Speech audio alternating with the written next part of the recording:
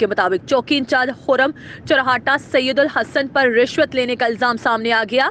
मुनसब Ali वल्द Mohammad server तरखान सकना खुरम चरहाटा ने तहरीरी दरख्वास्त DPO हाफिजाबाद को दे दी। दरख्वास्त गुजार ने मौक़िफ़ इख्तियार किया है कि सैयदुल हसन इंचार्ज चौकी खुरम चरहाटा ने मुबैना तौर पर 50,000 रुपये और 1 लाख रुपए बाद में वसूल किए। झूठे मुकदमे नंबर 20-537 में बेगुनाह लिखे गए मुबैना तौर पर 1.5 लाख रुपए रिश्वत लेने का इल्जाम।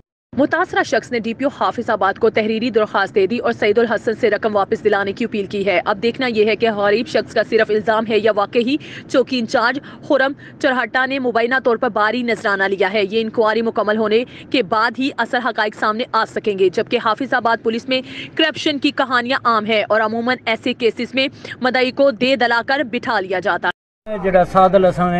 ये चौकी इंचार्ज जो इस टाइम खुरम चरेड़े लगा है, पहले सारा जलालपुर भट्टियां लगा सी। 302 की तफ्तीश इन्हें की है। इन्हें सन कहा कि ये माइयां जड़ियां ने मैं छोड़ देना, 1.5 लाख रुपया मैंने चाहिए। पहला अस लाख दिता, फिर इन्हें 50,000 दिता है। इन्होंने माइयां नूं इस तरह ही जेल गल दिता है, बेगुनाह माइयां। फिर असी इन्वेस्टिगेशन करा के अखराज रिपोर्ट बनाइए। हुण सारे कहंदा मैं लत्तां बन देनियां, मैं तोड़ दियां, साडे ते मतलब रेट की तो हुण सन दबाव लेना चाहता है। लिहाजा चौकी खुरम चरेड़ा वे लगा है ते साडे ते दबाव पैना चाहता है। साडी आला अकाम अगे अपील है कि सानू इंसाफ दिलाया जाए।